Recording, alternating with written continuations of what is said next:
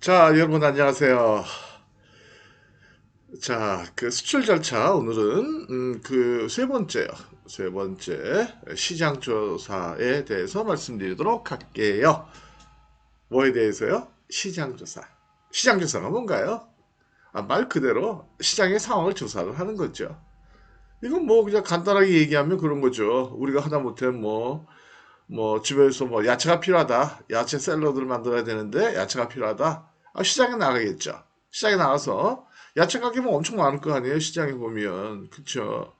거기 아세요? 그 이수역에 있는 이수시장, 약수역에 있는 약수시장, 전통 재래시장들 많거든요. 참 좋아요. 저는 가끔 가거든요. 야채 서리 가보면 그냥 야채가 많은데 어디서 첫 번째 가게에서 사진 않잖아요. 그쵸. 그거 많은 가게들 다 돌아보죠. 그쵸. 왜요? 얼마인지. 그 다음에 품질은 어떤지. 예를 들어 파프리카를 산다. 파프리카를 산다. 그럼 크기는 어떤지. 가게마다 가격은 어떤지. 품질은 어떤지. 이게 뭐 수입산인지 아니면 국내산인지. 그쵸? 그 다음 포장은 또 어떻게 되어 있는지. 그 다음에 이게 뭐 겉면이 딱딱한지. 그래서 아니면 뭐 그냥 좀 시들었는지 확인하잖아요. 그 시장 조사라는 거잖아요. 하는 이유는 뭐예요? 가장 좋은 거 살라고. 그쵸? 가장 좋은 거. 가격도 싸고, 그쵸? 크기도 크고, 품질도 좋고, 마찬가지예요. 우리가 수출을 할 때도요, 그런 거죠. 가장 적합한 시장을 찾기 위해서예요. 내 제품을 팔기 위한 가장 적합한 시장이 어디냐. 우리는 바로 두 번째 단계에서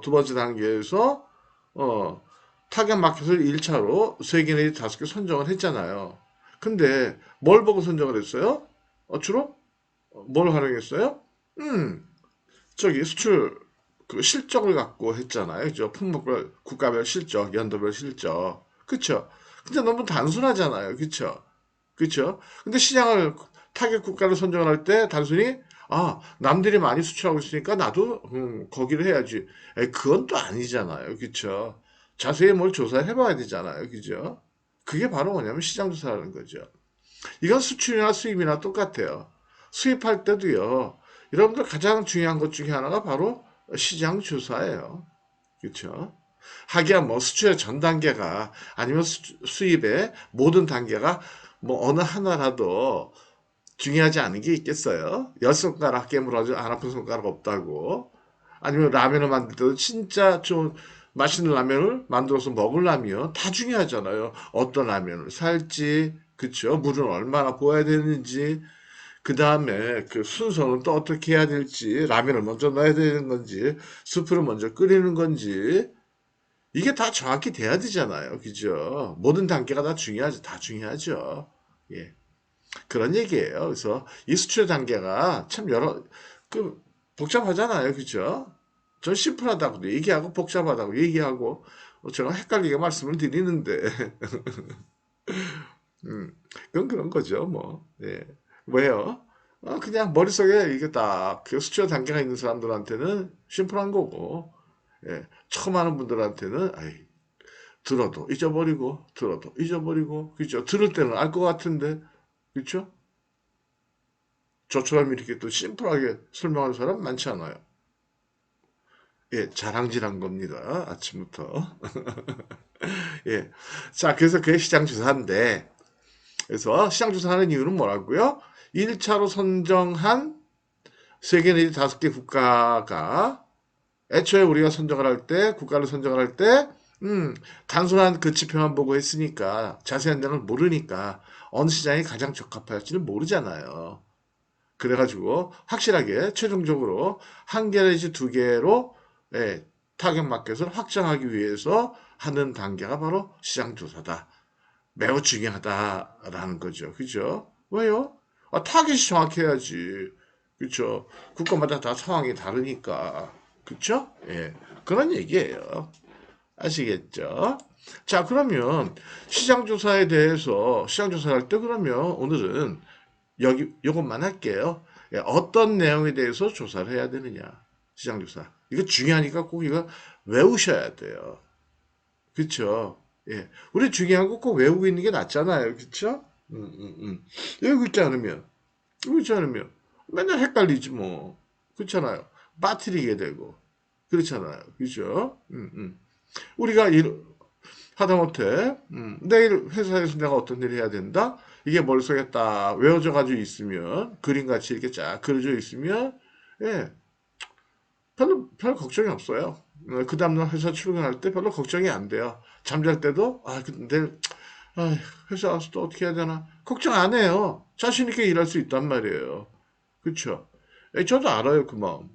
저도 직장 생활 해봤으니까. 제가 한국무역협회 근무했었다고 그러잖아요. 예. 그래서 꼭 외우세요. 예, 첫 번째 중요한 게 뭐냐면 예, 유통구조예요. 유통구조. 그러니까 유통구조, 예,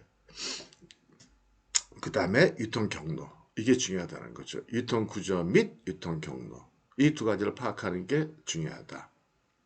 근데 두 번째는요. 유통단계별 가격구조.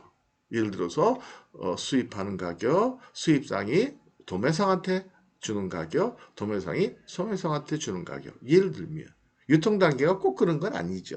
그쵸? 수입상이 직접 수입해가지고 직접 직판할 수도 있겠죠. 예. 그 어쨌든 유통단계별 유통구조. 근데 되게 그렇게 보면 되더라고요. 제가 보니까 제가 많은 나라들하고 거래를 하잖아요. 그쵸? 뭐 미국도 그렇고 동남아도 그렇고 일본도 그렇고. 근데 되게 보니까 유통이 한 단계 거쳐갈 때마다 마진은 평균적으로 보니까 대략 30%예요. 그러니까 25%에서 한 35% 정도. 많은 데는 뭐 40%도 있긴 한데 그건 좀 심한 거고요. 그렇게 보시면 예, 될 것 같아요. 그래서 어쨌든 그래서 유통구조별 가격구조 두 번째가 그거고요. 그다음에 세 번째는 경쟁업체 동향을 보셔야 돼요. 그렇죠? 어떤 경쟁업들이 어떤 제품을 어떻게 해서 팔고 있느냐. 그게 참 중요해요. 그래서 어떤 제품을 이게 중요하죠. 그죠? 그러니까 우리 제품하고 비교해 봤을 때 어떤 점이 좋고 어떤 점이 좀 부족하고 얘는 뭐 어떻고 쟤는 어떻고 뭐 이런 것들. 예. 근데 네 번째는요. 예. 시장 규모를 봐야 돼요. 시장 규모. 시장 규모 자체가 시장이 제대로 형성이 되어 있느냐. 이게 초기 시장이냐. 아니면 막 활성화되는 시장이냐. 아니면 이제 거의 가는 시장이냐.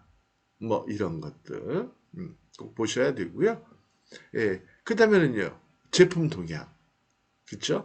그 나라에서 선호하는 제품 동향이 어떠냐. 예를 들면 뭐 식품이다. 뭐 라면이다. 그러면 얘들은 뭐 매운 걸 좋아하느냐? 아니면 안 매운 순한 맛을 좋아하느냐?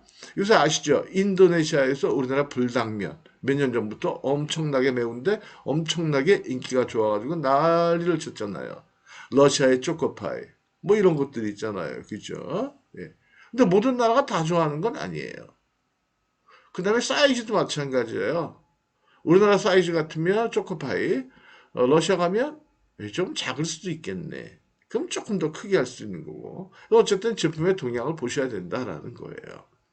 그쵸?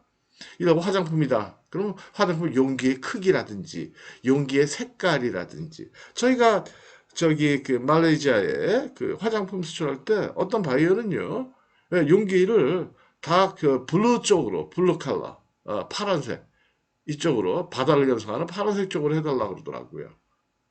그래 히트 친 적이 있어요. 용기 색깔로.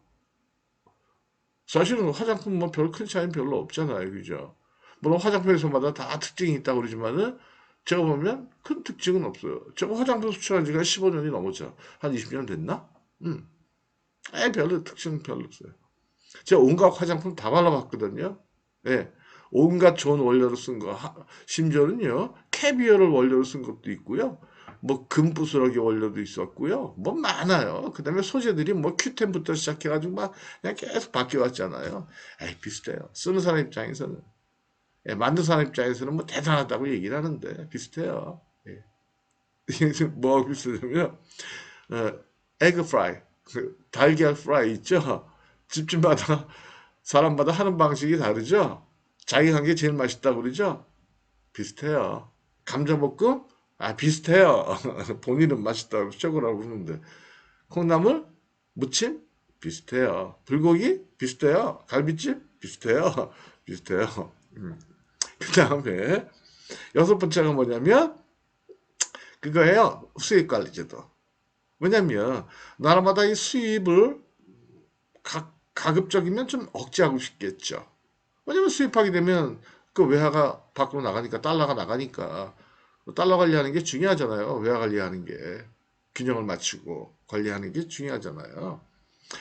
더군다나 좀 이렇게 좀 살기가 힘든 나라들 이런 나라들은 달러 관리를 더 엄청 하죠. 그러다 보니까는 예, 수입 요건 자체를 굉장히 까다롭게 해놓는다는 거죠. 그건 이제 수입 관리제도 그렇게 얘기하는 거죠. 예를 들면 관리제도의 내용에는 뭐 관세라든지 뭐 수입하는 절차라든지 뭐 검사라든지 검역이라든지 인증이라든지 뭐 이런 것들을 얘기하는 거거든요. 쉽지 않아요. 정리합니다. 자, 그래서 오늘은 시장조사에서 얘기를 했는데요. 시장조사를 하는 이유는 뭐냐면 우리가 간단한 데이터를 보고 선정을 했던 세계의 5개 국가에 대해서 그 중에 어느 국가가 적합하냐라는 것을 찾아내기 위해서 최종적으로 한 개 내지 두 개로 마켓을 확정시키기 전 단계 위한 그 기초 자료로서 활용하기 위해서 반드시 시장조사를 해야 된다. 시장조사할 때 중요한 내용들은 뭐냐?